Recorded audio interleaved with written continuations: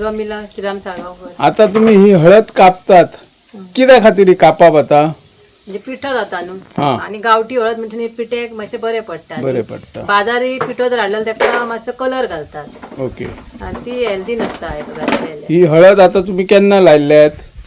हे आमी ऑक्टोबरान लायलेली. हा, ऑक्टोबरान लायतात. काजिनीत लायल्ली का तेका सेपरेट जागो करचो ना पडटा? ना विंटो क्रॉप कशें घेता तशेंच काजींच्या मदींच लावप. मदींच लावप. हेंका कितें जेणेकरून जागा भरून येता सगळी आणि वेस्ट जायना जागा. हेंका कितें रोपां असतात काय अशे बियो असतात तेंचे हळदीचे कितें असता? अशी मोठे मुंडले हाडप असतात. मुळ्ळे असतात. हा आणि ते मागीर घातले काय एकामेकांक अशी बारीक अशी पिलां कशी येतात म्हणजे ती हळद करप. हा, मागीर समज एक खांदली जाली एक तेका कितली हळद जावंक शकता अंदाज तुमच्या? अंदाज बरी भर दिल्यार आणि हे केल्यार तेका 1 किलोची सुमार जावं शकता. हा, मागीर हळदची पानां असतात ती पानां विकतात कितें तरी कोण पातोळी नागपंचमी करता आणि कितें विकता आमी. विकता तुम्ही? रुपयान 1 पान वयता. रुपयान एक वयता. ह्या हळदीक तुमका सरकार कडल्यान काय मेळता अनुदान बी? कृषी खात्या कडल्यान बी मेळटा तशें मेळटा. कितें मेळता? आमकां बियाणी दिता जी हळदीची बियाणे लागवड करपाक. ओके. आता कितली वर्सां तुम्ही लायताली ही हळद? हे पहिलेच फावटी काय ह्याच्या पहिली खूप लायताली? फावटी म्हणजे 10 वर्सां जावन गेली 10 आमी वर्स. म्हणजे ह्याच फिल्डान आसा. शेती करप, काजी लावप सगळे हितूर सगळे म्हणजे भाजी बिजी सगळे हे घेता आमी. तुम्ही आता वेगवेगळ्या देशांत पळयल्या आमी राज्यान कृषी खात्या अंतर्गत जे किंवा सायन्स सेंटर आसा त्याच्या मार्फत तुम्ही वेगवेगळे अभ्यासक्रम करपाक वयतात.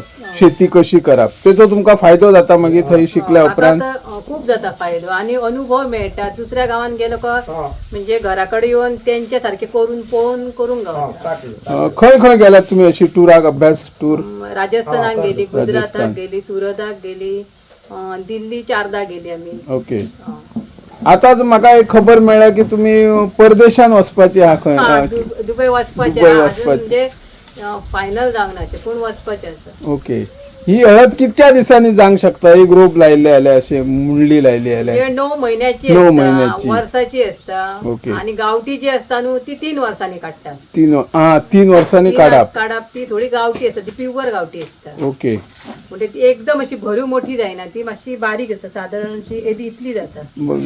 एका मागीर बाजारपेठ खंयचे दुकानांनी तुम्ही घालतात काय लोक येऊन व्हरतात? आता एकदा म्हणजे कळ्ळें न्हू कोणाकडे कितें मेळटा काय. हा, जाल्यार मागीर ग्राहक घराकडे येतात. ओके. आता तुम्ही शिनतात पळय बारीक करता मागीर हेचे कितें करप आता फुडें प्रोसेस कितें आसता? हे पयली उकडप ती. उकळली. ती कशी एकच उकडी दिवप ताका. हा, जास्त खतखतो काढप ना. जास्त उदकान घालून उकडप. खतखते जास्त काढलं का कलराक हे मार बसता. म्हणजे एकच उकडी काढप तेका. आणि ताका मीठ बीठ तशें कितें घालप आणि कांयच ना? मीठ घातल्यार ती खणटली हा, काळी पडटली. काळी पडटली. म्हणजे अशीच सोलून तिका सुकत घाला मागीर ती बेश्टी अशी सुकल्या अशी हे करप मागीर ती हे वयर साली आहा ती आपुणूच वयता. हा, आपूण वयता आणि मागीर पॅक करून विकप. 450 400 अशी तेजी रेट आसा सध्या. रेट आसता. आणि तुमका हेतून कोण कोण मदत करता अशी हे करपाक हळदीची लागवड? म्हणजे आम्ही दोगांय गोप घायला. हो बायला. नमस्कार. सध्या आम्ही पारसे डोंगर महारानावर आहोत आणि या ठिकाणी गेल्या 10 वर्षापासून आपली माजी सरपंच श्रीराम साळगावकर पारसे गावचे आहेत. त्यांची सौभाग्यवती प्रमिला श्रीराम साळगावकर ही वेगवेगळ्या प्रकारची शेतीबरोबरच काजू बागायत करत असते आणि त्यांनी यंदा मोठ्या प्रमाणात हळदीची लागवड केलेली आहे. हळद कशा प्रकारची लागवड केली जाते त्याची प्रक्रिया काय असते त्याविषयी आम्ही त्यांच्याकडे संपर्क साधलेला आहे. आज बाजारपेठेत हळदीला मोठी मागणी आहे. हळदीचा ब्रँड सगळीकडे चालतो. ती एक हळद खाण्या जेवणाचा वापर करण्याबरोबर औषधासाठीही वापर केला जातो.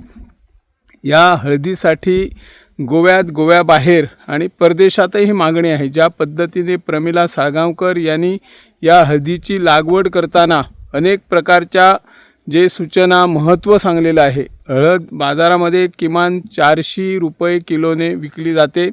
ग्राहक केवळ बाजारातच नव्हे तर त्यांच्या घरी येऊन देखील हळद घेऊन जातात अशी माहिती उपलब्ध झालेली आहे. सरकार वेगवेगळ्या माध्यमातून कृषी खाते म्हणा किंवा त्यांचे विविध जी खाती आहेत ती खाती शेतकऱ्यांना प्रोत्साहन देण्यासाठी वेगवेगळे उपक्रम राबवत असतात. अशी जर प्रोत्साहन देत राहिलात तर कुणीही बेकार राहणार नाही. शेती व्यवसायाला प्राधान्य देण्याबरोबर हे शेतकरी प्रयत्नशील आहेत.